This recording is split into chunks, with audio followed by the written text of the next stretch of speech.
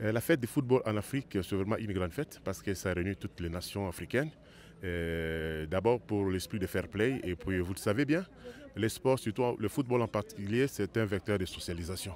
Et l'Afrique unie, je crois que c'est une bonne chose. Plusieurs participants, une seule coupe. Je crois que c'est pour la deuxième ou troisième fois que le Maroc organise la Coupe d'Afrique des Nations. Moi, je pense que c'est une fierté pour l'Afrique, vraiment.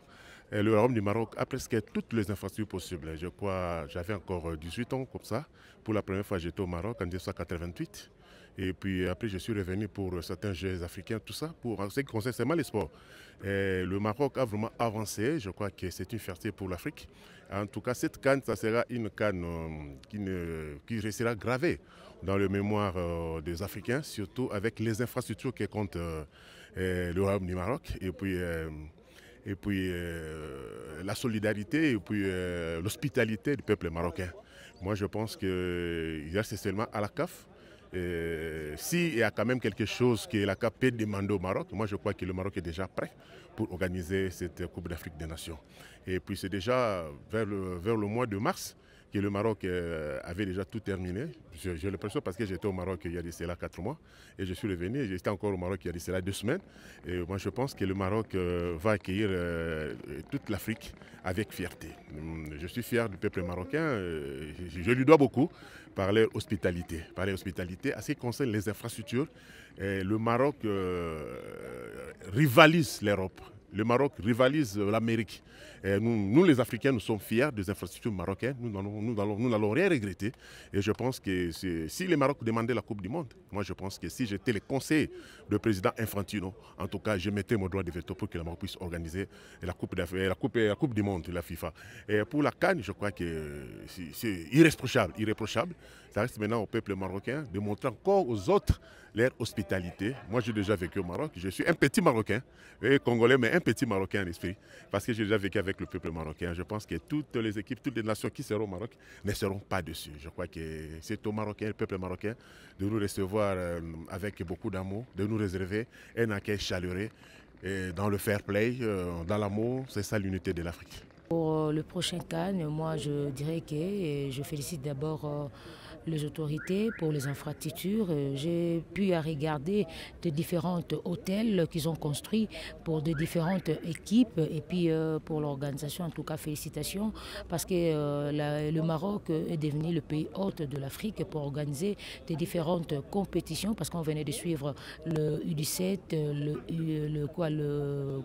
la Coupe d'Afrique dames et puis bientôt vous allez organiser encore le Coupe du Monde et en décembre on serait là pour la Coupe d'Afrique de Nations et je dis entre nous et le Maroc c'est la famille déjà et après le bagarre de 90 minutes on revient en famille et je me souhaite d'abord bonne chance parce que je serai là au mois de décembre. Merci pour l'organisation, merci pour le Royaume-Uni du Maroc. La CAN 2025 qui sera organisée au Maroc, déjà ça annonce bien. Vous avez deux stades, Pimpon Neuf, je crois que je l'ai vu pendant la CAN U17, la CAN féminine aussi, et bientôt vous aurez aussi la Coupe du Monde U17 qui se profile à l'horizon. Donc aujourd'hui le Maroc en Afrique s'impose comme l'une des nations phares où il y a des infrastructures sportives UP, en tout cas qui défie toute la concurrence, que ce soit en Afrique ou en Europe, donc aucun complexe. Je pense que de ce point de vue-là, le gouvernement marocain a vraiment une fière chandelle. Elle doit vraiment se taper la poitrine de savoir qu'aujourd'hui, le Maroc peut se positionner comme un candidat sérieux dans l'organisation de grands événements. Donc la CAN 2025, déjà, s'annonce très bien. Et je pense aussi que sportivement aussi, cette CAN sera haute en couleur parce que moi, je suis congolais. Je pense qu'il y aura des équipes qui viendront vendre chèrement leur chair. La RDC viendra aussi avec fort de son parcours ivoirien. Le Maroc aussi veut en tout cas prendre sa revanche après son raté de la CAN passée. Donc chaque équipe viendra en tout cas jouer sa carte à fond. Donc je me dis que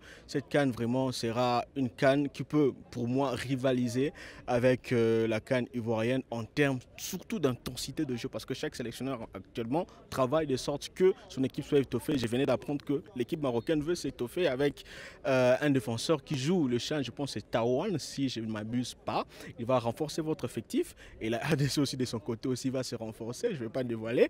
Donc à vous de faire ce travail. Donc je pense qu'on va assister à une très belle compétition. Les Marocains sont nos frères. Donc la rivalité en tout cas c'est après 90 minutes. Et après, je crois que vous allez bien nous accueillir aussi. Donc bienvenue ici. Je me souhaite bienvenue déjà d'avance parce que je serai là aussi avec vous lors de cette CAN d'hiver. Au Maroc, en tout cas, ce sont des bijoux. Hein. Nous venons souvent là-bas pour préparer nos équipes, même d'âge. On vient souvent là-bas et on nous accueille très bien.